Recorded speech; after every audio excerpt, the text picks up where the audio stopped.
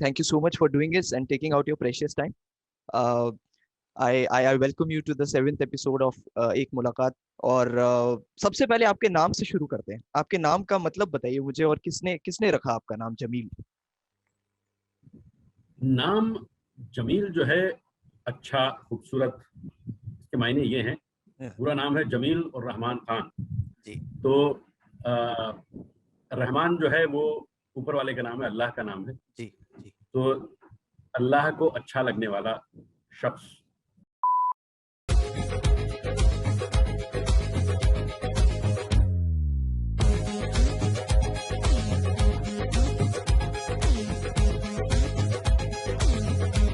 आपका जो शेरवुड और अलीगढ़ मुस्लिम यूनिवर्सिटी के जो दिन थे, वहां आपकी तरबियत कैसी हुई, और आपने कौन सी ऐसी सलाहियतें सीखी जो आपको नच कर चुकी थी एक्टिंग की तरफ, या फिर ये इनर कॉल नहीं थी और ये कल्टिवेटेड डिजायर था? यार, inner calling in lot many senses ज्यादा हुआ. It took shape mainly I think after college. After I think कहीं पर एक वो जर्म तो स्कूल के दौरान ही, शेवुड के दौरान ही आ गया था, जब मैं थिएटर करता था स्कूल में. And I was the winner of the Kendal's Cup which is the best actor award in Sherwood.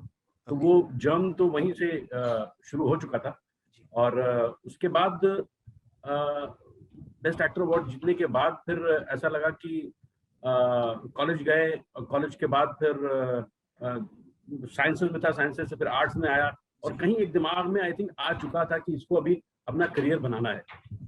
तो बीए के फौरन बाद ये ऐसा हुआ कि अब इसको फुल टाइम प्रोफेशन बनाना सही वक्त है इसका. तो आई थिंक कॉलेज के बाद वो फाइनल डिसीजन लिया गया.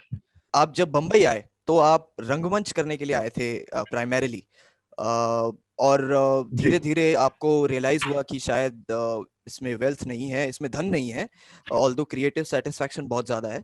तो वो एक कॉन्फ्लिक्ट कैसा है स्पेशली एक कलाकार के लिए? क्योंकि theatre was home turf for me, stage was my playground, and that is where I found maximum happiness. तो स्टेज करते करते फिर उसके बाद बॉम्बे आने के बाद, बॉम्बे आने का मकसद as you also very rightly put that I came here to do theatre. और यहाँ आने के बाद, क्योंकि Bombay I think is the most expensive city in India and one of the most expensive in the world. तो यहाँ पर रहना, खाना पीना, गुजारा करना एक मुश्किल काम था. और theatre unfortunately is not given the patronage that it rightfully deserves. और इतने पैसे नहीं हैं. Although I would like to mention that I was associated with Naseeruddin Shah's Motley Theatre Company, and they are good paymasters. And when I say they are good paymasters, despite that, if I was not able to meet the ends meet, then it is in a sorry state of affair. Correct. So जब ये हाल हुआ तो जाहिर है भाई आपको और राय देखने पड़ेंगे आमदनी के, ताकि आपका गुजारा हो जी, चूल्हा चौका चल सके. तो जो अफिलिएटेड फील्ड्स थी, उससे फिर उनकी तरफ झांकना शुरू किया. और जो अफिलिएटेड फील्ड्स थी वो obviously you know started with dubbings and voice overs and modelling and then films finally. तो हालांकि everything, all the associated fields they all took off from theater. So in that sense, theater is where everything began, and everything that I am doing or have been doing in Bombay, I think 99% of that would be attributed to my theater. कि वहां से ही लोगों ने देखा, पसंद किया, और अपने अपने हिसाब से जिनको जिसकी जरूरत थी उसके लिए बुलाया. और फिर धीरे धीरे आमदनी बढ़ने लगी, और फिर जब एक पहचान बनती है तो फिर उसके बाद पैसे भी आना शुरू होते हैं. और ऊपर वाले का करम है कि नाउ इट्स प्रीटी कंफर्टेबल. जी. और आपका जितना अरसा लंबा रहा है, 20 साल का करियर, तो मैं आपसे, एक तो आपने नाम लिया नसीरुद्दीन शाह का, सबसे पहले मैं वहां चलता हूं और फिर मेरा आपसे एक और सवाल है. नसीरुद्दीन शाह के साथ आप थिएटर करने आए थे, one of India's finest actors, I think the best we have produced up till now. The command over the craft, the sustainability in career, I mean words would fall short. And even today at this age, the determination and passion he has for this field is immense. उनके साथ रहते हुए आपने, आपके हिसाब से क्या बारीकियां सीखी? क्योंकि वो अक्सर कहते हैं कि एक्टिंग सिखाई नहीं जा सकती मगर सीखी जा सकती है. जी, मैं भी इस बात को मानता हूं कुछ अरसे तक मैंने भी उनके उनके साथ उनकी सोबत में बहुत कुछ सीखा। इनफैक्ट जो कुछ सीखा मैं कहूँगा अगर टेक्निकली स्पीकिंग तो वो उनसे ही सीखा है। और उन्होंने उस सीखने का जो जो सफर था उनके साथ रह के ही पूरा हुआ है। और हालांकि वो उसको टीचिंग का फॉर्म नहीं देते हैं, कम से कम मेरे साथ तो नहीं रहा वो। उनके साथ उनकी सोबत में उनके तरीके को समझ के और उसको पहचान के मैंने चीज़ों को इवॉल्व किया। और उनके साथ कुछ एक वर्कशॉप्स किए बहुत बाद में, हालांकि उनके साथ रहने के बहुत बाद। तो फिर कुछ चीज़ों कुछ कुछ टेक्निक्स जो जिनको वो पसंद करते हैं उन टेक्निक्स को समझा और फिर उनके जरिए कहीं एक्टिंग वर्कशॉप मैं भी करने लगा, मतलब मैं भी सिखाने लगा कहीं पर। और तो बेसिकली जो उनके हिसाब से और जो जो उन्होंने जिन चीज़ों को ज़्यादा अहमियत दी है वो ये कि ये फील्ड जो है इसमें एवरीथिंग इज इमेजिनरी। तो because it's a field where you have to imagine everything as an actor. You have to create things from nowhere, a world which is a make-believe world, and you have to make people believe what you're doing, about the space that you're creating, about the character that you're creating. Everything is created, and therefore imagination plays a very important part in the creation, in the creative process. आपकी आपकी फिल्मी और cinematic दुनिया की तरफ भी चलते हैं। The first recognition which everybody talks about and it the advertisement which you did for Asian Paints back in the day which was as far as I can remember one of the best in the decade. मेरे ख्याल से शायद आपको भी अपने career में एक reference point, एक बहुत अच्छा रिकॉग्निशन वहीं से मिला होगा। वाह सुनील बाबू, नया घर, नई गाड़ी, नई मिसेज, बढ़िया है? Right, it was, and yes, that too started from theater, and people from the commercial world, from the advertising world, saw me on stage and picked me up from there. And yes, because it was kind of bombarded on the television screens, that ad that got me instant recognition, and particularly during cricket matches and across the board, across the channels, it was played so many times and for so many years that you know, the face got registered in the minds. And because it was such a wonderful ad that a lot of people took notice and they liked it, and became a cult ad. And therefore, yes, you're right, it became a reference point for me, for people who did not know me out of the theater world, in the commercial cinema sector, where people couldn't place me by my name and my face. That was definitely a reference point. आपको अपनी पहली कमाई याद है और आपने जो भी किया उसके साथ? यार मेरी पहली कमाई तो थिएटर से ही हुई थी जी। और बड़ा छोटा सा अमाउंट था वो जी, मगर इट वुड हैव फेल्ट 150 रुपए का, it would have felt like cross, क्योंकि पहली बार था।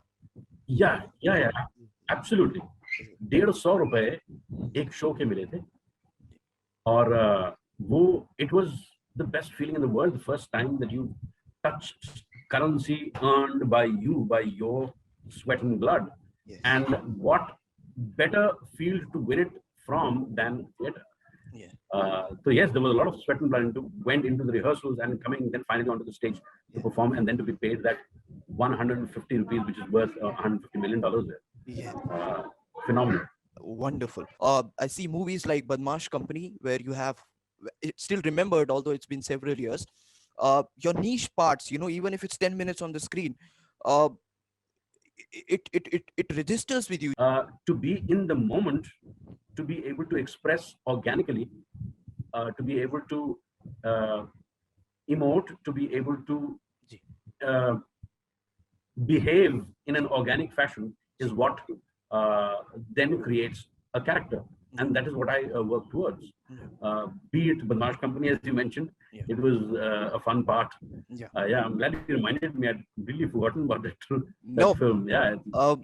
ये मतलब आपके छोटे छोटे उसमें ट्विचेस मुझे याद आ गए, हालांकि आपके ऐसे बहुत से किरदार हैं।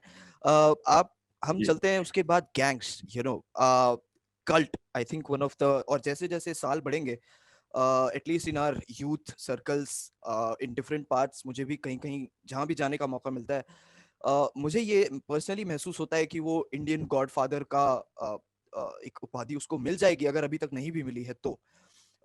और उसमें आपका सरदार खान के दाहिने हाथ आप असगर खान का किरदार अदा कर रहे हैं। अनुराग कश्यप के सेट के बारे में बताइए, और आप खुद कितना परिचित थे उस दुनिया से, धनबाद से, उस समय पे जिस पीरियड में मूवी, क्योंकि लंबे एरा में फिल्म ने उसको कवर किया है, और वो माफिया की दुनिया, कोयले की दुनिया, झारखंड बिहार की दुनिया, because it's a really politically and mafia wise volatile world. Right, and I think some of the back of the mind, Anurag, knowingly, unknowingly, I think was greatly inspired, like a lot of filmmakers, by The Godfather, and it did have shades of that. And as you rightly said, it would probably be the Indian Godfather, the Indian version of The Godfather. Yes. And तो यार वो जो दुनिया है, मैं भी eastern UP से मेरा ताल्लुक है, और धनबाद, बनारस, गाजीपुर, ये सब आसपास के इलाके ही हैं, और ये जो क्राइम की दुनिया है, इससे मेरा डायरेक्ट कोई राब्ता तो था नहीं, लेकिन आप सुनते जरूर रहते थे, क्योंकि आप इनकी कहानियां सुनते हैं। आप मैं जहां पर मैं रहता हूँ, बनारस में या गाजीपुर में या जौनपुर में या आजमगढ़ में, या तो you've heard of mafia dons of this kind, and you have those smaller mafia people in the region that you hear about, and और आपके जो छुटभइये नेता या छुटभइये जो डॉन्स होते हैं मोहल्ले के या मतलब छोटे कस्बों के, उनके बारे में सुना भी था। अब जो आसपास के कुछ लोग हैं जिनकी कुछ कहानियां सुनी थी कि उनका वो कैसे थे और किस तरीके से बिहेव करते थे, और फिर उसके बाद इस दुनिया को समझते हुए आप जब गैंग्स ऑफ वासेपुर की दुनिया में घुसते हैं, जिसमें कि हर चीज इतनी रियल है कि आप कोई चीज उसमें पुट ऑन नहीं है। आपको लगता है कि ये आपके सामने, अगर आप सड़क पे निकल जाते तो आपके सामने ये चीजें तो होती हैं, इसी तरीके से लोग बात करते हैं, इसी तरीके से लोग बिहेव करते हैं, कोई लार्जर देन लाइफ कुछ नहीं था, सब कुछ बहुत रियलिस्टिक था, which is why I think it makes has an indelible mark on the minds of all viewers, कि आप उसको रिलेट कर पाते हैं immediately कि यार ये ऐसे कैरेक्टर्स तो हैं और यही करते हैं, ऐसे ही दिखते हैं, ऐसे ही बातें करते हैं। तो जबान को पकड़ने में कोई ज्यादा दिक्कत नहीं हुई, क्योंकि वो उस रीजन का ही हूँ मैं, और उन कैरेक्टर्स को समझने में दिक्कत इसलिए नहीं हुई क्योंकि अव्वल तो जो एंसेंबल कास्ट भी था वो भी बहुत तगड़ा था, सब अपना कुछ ना कुछ लेके आते थे टेबल पर। तो उस पूरी कोशिश में आप अपने कैरेक्टर को उस दुनिया में जब डाल देते हैं तो वो, और डायरेक्टर अच्छा हो, टीम पूरी अच्छी हो, तो चीज आमतौर पे जनरली गाइडेंस अच्छा हो तो अच्छी तरह निकल के आते हैं, आपके एक्टर्स भी अच्छे हैं, तो आप there is nothing more you can ask for, because then everything just falls into place perfectly. कोई दोस्तों के साथ नाइट आउट कर रहा है तो रात को क्या देखेंगे, गैंग्स लगा लेते हैं। कोई शादी से थक के आया है, दोस्तों के साथ बैठा है, क्या करेंगे, अरे गैंग्स का सेकंड पार्ट फर्स्ट पार्ट लगा लेते हैं। मतलब ये किस्से आप मानिए कि कोने कोने में इस तरह से आप बस गए हो जिंदगी में लोगों के। One of the best series India has produced, गुल्लक। और आजकल जब आप पिताजी की बात करें तो दो ही लोगों का नाम आता है, एक तो खुद के पिताजी और एक संतोष मिश्रा साहब। और एक सीन है जहाँ पे अमन मिश्रा की पार्टी चल रही, क्योंकि बहुत अव्वल रिजल्ट आया उनका, और उस सीन में कोई डायलॉग नहीं है, सिर्फ थीमेटिक म्यूजिक बज रहा है। उस सीन में आप अन्नू मिश्रा को पैसे भिजवाते हैं अमन मिश्रा को बधाई देने के लिए। वो जो एक सीन है जिसमें कोई डायलॉग भी नहीं है, और ऑल्दो रिलेटेबल कैरेक्टर बहुत है क्योंकि हम मिडिल क्लास में ऐसे लोगों को देखते ही हैं, मगर ये वो सीन है जो होता सबके साथ है लेकिन जिसकी बातें कम होती है। It's a very private emotional moment for all middle class families. तो ये आया मेरे पास, और इनिशियली थोड़ा सा रिजर्वेशन थे मेरे पास, कुछ 2-3 फिल्में चल रही थी, तो उसके बीच में इसके लिए टाइम बनाना, और फिर मैंने टेलीविजन किया नहीं था, मुझे लगा ये टेलीविजन टाइप का कुछ होगा यार, टेलीविजन करना नहीं है वगैरह वगैरह। फिर ओटीटी सुना कि नहीं यार ये टीवी नहीं है सर, ये 5 एपिसोड का है और ये इट्स लाइक अ फिल्म। तो फिर उस तरीके से थोड़ा बहुत और लोगों से बातें की तो उन्होंने कहा नहीं टीवीएफ का कंटेंट अच्छा होता है, you should give it a thought. और तो उस तरीके से I think it was meant to be So the universe conspired to make it happen, I think, and I think the success of Gullak lies in the fact that everything, like Gangs of Wasseypur, fell into place. Be it the writing was phenomenal, and particularly when I was narrated the script by Nikhil initially in the first season, that is when I kind of liked it more than when I read it, and I gave it a cursory read initially because you know थोड़ा एक half-heartedly मैंने पढ़ा होगा शायद उसे, लेकिन जब सुना तो मुझे अच्छी लगी वो, तो मैंने कहा हाँ यार करते हैं, and finally it did work out. कुछ और भी hitches थे बीच में, but everything was finally and it did happen.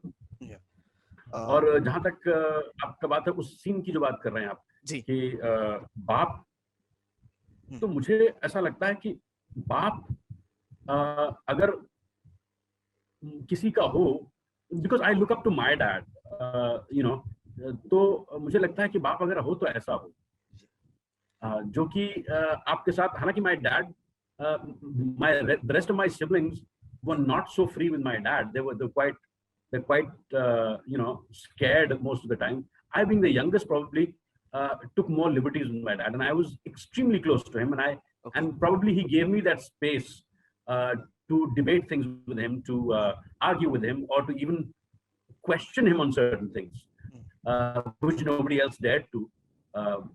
So I think my equation with my dad was more one-to-one. He listened to me, I listened to him, and I was a kind of a very obedient child, and I was doing decently well in my studies too. So there was no reason for me to have any kind of a clash with my parents or with my dad particularly. तो dad के साथ मेरा रिश्ता बहुत प्यारा था, और क्योंकि ये मॉम के साथ भी तो सभी का रिश्ता बहुत प्यारा होता ही है, लेकिन डैड के साथ आमतौर पे वैसा नहीं रहता. लेकिन मुझे ऐसा लगता है कि अगर मुझसे पूछा जाए कि तुम्हें मॉम ज्यादा अच्छी लगती है या डैड ज्यादा अच्छे लगते हैं, या तुम किसके ज्यादा करीब हो, तो मुझे ये डिसाइड करना बड़ा मुश्किल हो जाएगा कि मैं किसके ज्यादा करीब हूँ. मुझे ऐसा लगता है कि डैड से भी मैं उतना ही करीब हूँ जितनी अपनी मॉम से हूँ मैं. और ये मेरे लिए बहुत बड़ी बात है, क्योंकि मैं आमतौर पे माँ ही सुनता हूँ. तो डैड के साथ जो मेरा रिश्ता था वो ऐसा ही था, और मैं कोशिश उसी चीज को मैं गुल्लक में भी चाहता था कि डैड ऐसा हो कि जो कि बच्चों को जिनसे डर न लगे, जहां डरना है वहां डरना चाहिए. डर जो है वो इज्जत वाली डर होना, इज्जत करना चाहिए, एक लिहाज वाला डर होना चाहिए. डर एक खौफ नहीं होना चाहिए. तो एक प्यारा रिश्ता होना चाहिए. उस चीज को क्रिएट करने की कोशिश की है, और मेरे ख्याल में वो जिस सीन का आप जिक्र कर रहे हैं उस सीन में वो चीज बखूबी निकल के आती भी है. राइटर्स और डायरेक्टर का तो उसमें कमाल है ही, क्योंकि जिस तरीके से उन्होंने लिखा है और जिस तरीके से उन्होंने कंसेप्चुअलाइज किया उस सीन को. और वो जो पैसे देने वाली बात कर रहे हैं आप, वो पैसे के सीन मेरी जिंदगी में भी हो चुके हैं वैसे. वो जो एक मोमेंट जो है उसमें ना इतना सटीक है और इतना सही इमोशन को पकड़ता है कि आपको गदगद कर देता है. एकदम ऐसा ही एहसास मेरा है, और जैसा रिश्ता आपका अपने पिता के साथ, मेरा रिश्ता भी मेरे पिता के साथ वैसा ही है, थैंकफुली. सबसे अच्छा ये लगा कि my father who like fathers don't cry that easily, at least while watching the content. उस सीन में वो चोक कर गए, और इसलिए वो मेरे लिए भी बहुत ही खास सीन है जो आपने और सारी कास्ट ने इतने खूबसूरती से अपनाया. Let me just add to that. Ji. I have not ever seen my dad crying. मैंने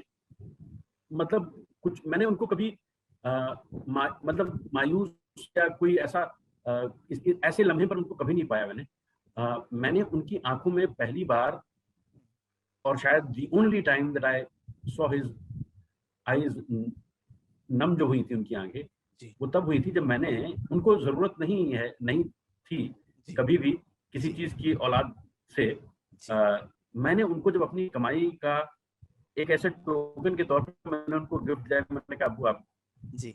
So that was the time when he was extremely touched, and that's the only time that I saw खुशी के आंसू उनकी आंखों में. उसके अलावा मैंने उनको कभी मायूस देखा ही नहीं. He was a wonderful guy. Absolutely. I have it looks so beautiful just by listening to your relationship from you. We'll come to the last segment of our chat, sir. सबसे पहले तो आप मुझे बताइए कि आपको 20 दशक ऑलमोस्ट से ज्यादा इस इंडस्ट्री में, इस फील्ड में हो चुके हैं। 2 इन दशक। जी, और इस पूरे दौरान में बम्बई देखा जाए तो लाखों करोड़ों लोग आते हैं, चले जाते हैं। बहुत ही चुनिंदा लोग, there are very few people who are able to sustain themselves and somehow make their name. मैं आपसे पूछना चाहता हूं कि आपने अपने आप को, जब आप पीछे देखते हैं, तो किस चीज ने आपको बचा के रखा, क्योंकि लाखों करोड़ों लोग जो जाते हैं वो फ्रस्ट्रेट भी होते हैं, जो हमें नहीं दिखते, फैंस को सिर्फ वही दिखते हैं जो बन जाते हैं। बहुत से लोग हैं जो कोई एडिक्शंस में चले जाते हैं, या उनका कोई ना कोई हादसा होता है, या कोई ना कोई वजह होती है, और वो नहीं बचा पाते खुद को। आप अपने आप को कैसे देखते हैं? क्या आपकी तरबियत ने आपको बचाया, आपके पिता की सीखों ने आपको बचाया, आपके उसूलों ने आपको बचाया? क्या क्या चीज आपको सेन, आपकी सैनिटी को अभी तक रखी हुई है, और माशाल्लाह हमेशा रखेगी? जी, इंशाल्लाह। मुझे ऐसा लगता है कि obviously as you very rightfully mentioned, जी घर पे जो वालिदैन की जो तरबियत होती है, जी वो बहुत मायने रखती है। जी और मुझे ऐसा लगता है कि जो आपकी अपब्रिंगिंग है, वो आपकी ज़िंदगी पर इम्पैक्ट करती है, आपका कैरेक्टर डिफाइन करती है। और मुझे लगता है उसके साथ-साथ मेरे फॉर्मेटिव इयर्स थे, शेरवुड में भी जो थे, बोर्डिंग स्कूल में जब मैं था, तो भी आज तक मुझे लगता है कि my wife also quite a few times tells that you quite an idealist kind of person. तो मुझे और जो आज की दुनिया है, या हमेशा रही ही है कि जी मतलब जिसमें मुझे ईमानदारी की बहुत ज़्यादा अहमियत लगती है। और मुझे ऐसा लगता है कि जितना सादगी से आप ज़िंदगी को जिएँगे, जी उतना ज़्यादा आसान रहेगी आपको ज़िंदगी को जीना। जी अ, और कोई बनावट अगर आप रखेंगे, कोई प्रिटेंस रखेंगे आप, तो वो आपके लिए दुश्वारी पैदा करेगी जी रहें। और कोई कोई लत नहीं पाली मैंने, जी कोई क्या कहते हैं, बुरी आदतें जो होती हैं जिसे कहते हैं, जी जी कुछ पाने के लिए मैंने कोई गलत रास्ता नहीं अपनाया कभी भी। एग्जैक्ट जी झूठ जी मुझे कतई नापसंद है। हम्म, उसको भी पोलाइट होने के नज़रिए से भी कभी-कभी होता है ना कि जी जी ज़रूरत से ज़्यादा अ अ, कि अरे साहब क्या काम किया है आपने, कैसा हम्म किया है, और वो मतलब जो है ना, बहुत ज़्यादा तारीफ़ तो उसकी। ये ऐसा लगता है कि नहीं, जेन्युइन जो चीज़ होती है ना, हम्म, वो आपको 2 शब्दों में भी पता चल जाएगी कि आदमी जेन्युइन भी बता रहा है, या जी ये बढ़ा-चढ़ा के बात कर रहा है। तो जी मुझे वो जितना मुझे keeping it real, keeping it honest, keeping या इट genuine and या keeping it simple. या Lead your life. That's the way I've led it. या और जितना कम बनावट में, जितना कम शोबाजी में, जी इन चीजों में, या कुछ पाने के लिए अपने अपने मयार को घटा देना, गिरा देना, या अपने को बिगाड़ लेना, जी कुछ पाने के लिए, हम्म, वो गलत रास्ते अख्तियार करने में आपको कहीं ना कहीं आपको ठेस पहुंचेगी, कहीं ना कहीं आपको ठोकर लगेगी। तो उन सब चीजों से मैंने परहेज किया। शायद इसकी वजह से मेरी लॉन्जेविटी रही है। और मेरी किस्मत भी अच्छी रही है, मैं कहूँगा। और मेरा विश्वास भी रहा है कि ऊपर वाला बहुत मेहरबान रहा है मुझ पर। जी और मुझे लगता है कि अपने वालिदैन की, अपने पेरेंट्स की जितनी सेवा की जाए कम है, जी क्योंकि उन्होंने आपको पाल पोस के बड़ा किया है, आपको जो कुछ बनाया है। तो जी मुझे लगता है जो दुआएं होती है ना, जी माँ बाप के बाद लोगों की, भाई बहन की दुआएं, उन जी दुआओं की बदौलत मेरी इनिंग्स जो है, मुझे लगता है कि चल पाई है इतनी। और आगे भी मैं हमेशा दुआ का तो बहुत तलबगार रहता हूँ कि मुझे दुआएं मिलती रहें। जी पैसा तो एक बाय प्रोडक्ट है काम का, कि आपको पहचान मिलेगी, आपका काम होगा तो पैसे तो आ ही जाएंगे। जी लेकिन दुआएं लोगों की मिलती रहें, जी लोगों का प्यार मिलता रहे, तो जी इससे बड़ी दौलत मुझे नहीं लगता कुछ है इस जी दुनिया में। झलकता है वो आपके आपके व्यक्तित्व से, आप जो कह रहे हैं ये बातें झलकती हैं। और फर्स्ट इनिंग्स आपकी बहुत खूबसूरत भी थी। और ऑफ कोर्स जितना भी आप, हम तो चाहते हैं कि over the years to see lot of your work in different different roles to keep entertaining us. Sir, जाने से पहले क्योंकि आप थिएटर जी ड्रामा से भी वाकिफ रखते हैं, तो मेरी ये इस एक मुलाकात सीरीज की एक प्रथा है, मैं अपने गेस्ट से जरूर कहता हूँ कि वो जो भी लिटरेचर, प्लेज या कोई किताबें जो वो सजेस्ट करना चाहें, या जो उनके कंफर्ट जोन में आती हों, हाँ, तो यार जो मुझे बहुत मुतासिर किया है जी। शॉर्ट स्टोरीज में जिन पर हमने प्लेस भी किए हैं, जी। वो है सादत हसन मंटो। जी। आप उनकी पूरी दस्तावेज है, उनको पढ़ें आप, बहुत ही बेहतरीन है। इसमें चुगताई हैं, जी। मुंशी प्रेमचंद हैं, फिर आपके मिलन कुंदेरा हैं, जी। सैमुअल बेकेट हैं। जी। पढ़ने के लिए तो आप जितना, जी। हाँ बहुत कुछ है यार, पढ़ते जी। रहना तो बहुत कमाल की चीज है। कभी कभी अ, खत्म भी नहीं होता वो। अ, जी सर। नहीं खत्म होता है, और खत्म होना भी नहीं चाहिए। जी वो सर। भूख खत्म हो गई तो फिर खत्म हो गया। जी सर। जी। और और किताबों से बहुत कुछ मिलता है, किताबों से बहुत कुछ मिलता है आपको, हर इंसान को मिलता है, हर क्रिएटिव आदमी को तो पर्टिकुलरली मिलता है, मिलता है। लेकिन एक सुकून मिलता है। आप जी। मतलब ये आजकल के फ़ोन और ये हाँ। सोशल मीडिया से बेटर हाँ। तो यही है कि आप हाँ। किताबों को अपना दोस्त बनाओ। मैं अपने बच्चों को हाँ। भी अक्सर ये बोलता हूँ, हाँ। लेकिन ये डिस्ट्रैक्शन इतना तगड़ा है कि उससे हाँ। छुड़ा पाना बड़ा मुश्किल होता है। जी। लेकिन books are your best friends है। If you can make friends with books, it's जी। The most awesome thing to have. Yes. Wonderful sir. क्या करें, डिस्ट्रैक्शन और चॉइसेस का ज़माना है, बहुत मुश्किल हो गया है, बट फिर भी जो आपके जैसे लोग हैं जो इसको अभी भी बरकरार रख पाएंगे आपके through. Sir, I absolutely, it's an honour कि आपने मुझे अपना वक्त दिया, अपनी ज़िंदगी की इतनी बातें बताई, अपनी फिल्मों की बातें बताई, और lot of people will be watching it, they learn so much from you, और अपनी ज़िंदगी में जो भी वो उतार सकें आपकी वैल्यूज़ की बात, या आपकी मेहनत की बातें, उनके काम आएगी, और मेरे भी बहुत काम आएगी। आपसे बात करके मुझे बहुत बहुत अच्छा लगा। आपके व्यक्तित्व में वो शालीनता है और एक राहत है जो आपके कैरेक्टर्स में भी झलकती है और हम तक पहुंचती है। So I wanted you to know that whatever you do, whatever choices you have been making, please continue to do that and entertain millions of us, as you have always done. Thank you so much for tuning in, sir. Thank you so much. Thank you, sir. Thank you so much, and it was a great pleasure talking to you, and I wish you all the best. Take care. Thank you so much, sir. Thank you.